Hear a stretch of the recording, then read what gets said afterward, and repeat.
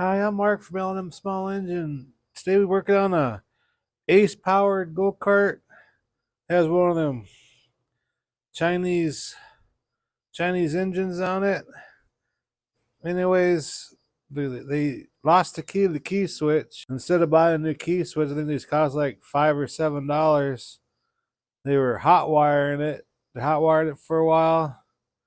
Now it don't do nothing. So they either burn out the CDI box or burn something out. So we're gonna put a new key switch in there and see what else is burned out, see if we can't get this go-kart running again. So hope you enjoy the video. Okay, here are the 3 wires for the key switch. We'll have to figure out where this ground goes. But we're gonna put new eyelets on these here.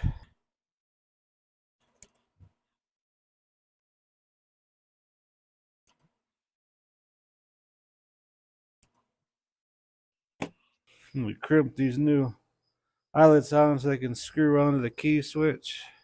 Don't want none of these wires to touch, but get these crimped on there, then we'll solder them on there so they have a really good connection.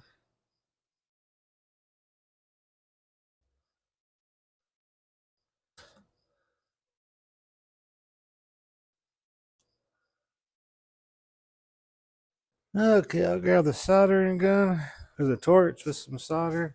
Put a light little bead on these.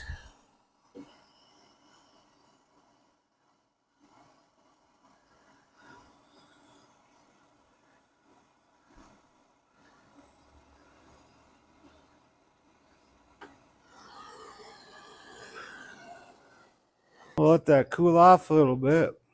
So there's three wires coming off there than on the old switch. We have the black one, red with the yellow stripe, and this one's gone. That's probably the solid red one. We gotta put them in the right order. And here's our new switch. I think it was like $5 or $7. It wasn't even that much. Got it on eBay. So what I'm gonna do, like that one's a black one. Put the black one there, then the red and the yellow one here, then the red one here. And we'll screw it on there. Then I'm sure the battery's dead.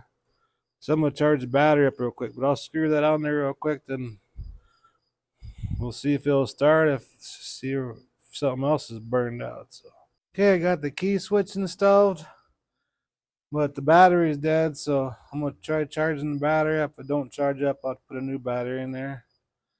But we're gonna do the battery next, and battery goes right here. So man, the other thing that scares me on this thing, I didn't notice till now, but right here is a carburetor.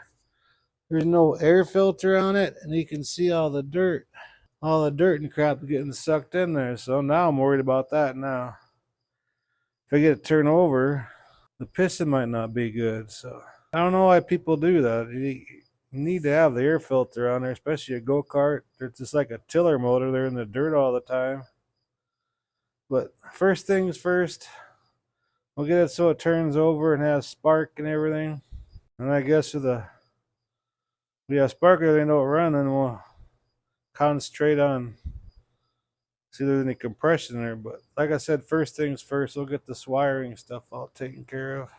Well, I tried charging the old battery, but it was no good, so I got a new battery for it. So we'll go ahead and install a new battery. It's missing the piece to hold the battery in there, so we'll probably have to use a big zip tie to hold it in there.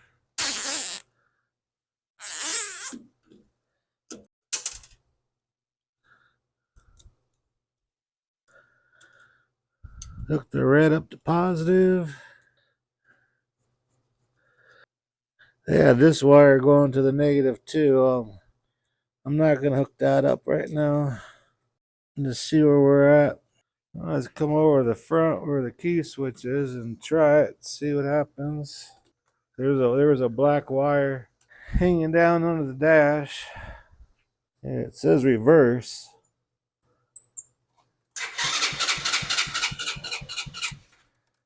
Oh, it turns over. So that's a plus. Now we gotta see if it has spark.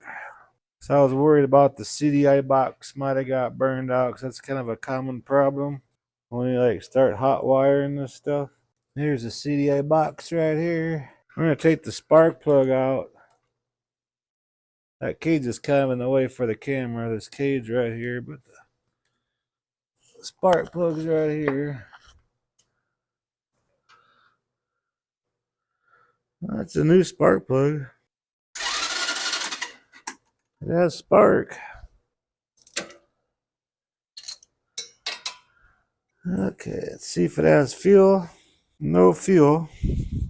Well, at least it says premium gas only on the tank, so that's they read their owner's manual, because on these Chinese go-karts and scooters and stuff, it says right in the owner's manual it needs to be over 90 octane.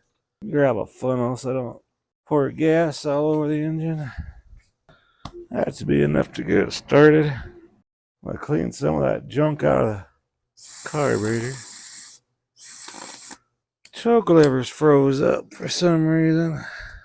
I'm gonna have to put a new choke lever on it.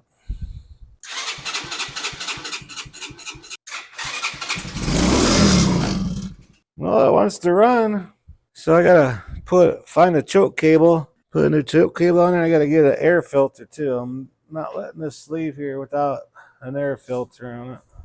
Got a brand new air filter we're gonna put on there.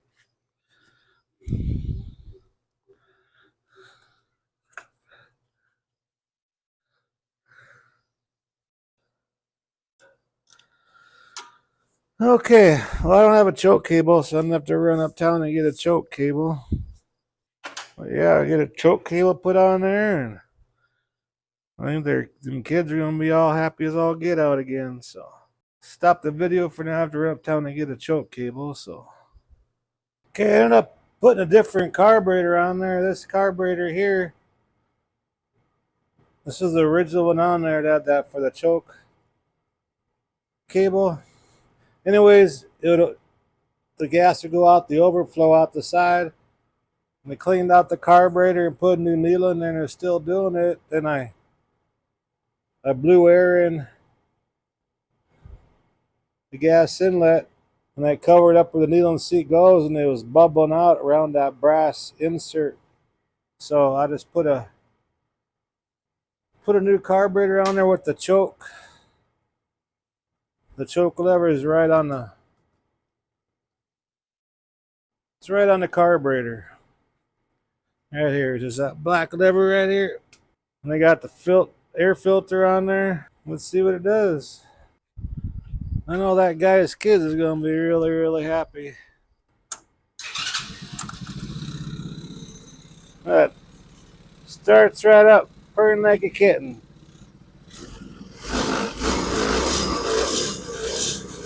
Yeah, they're gonna be really happy with this. But anyways, like when people cut wires up on these things, all the wires are pretty much color coded. Like on that key switch, it had a red wire, the red wire with the yellow stripe, and the black wire and everything.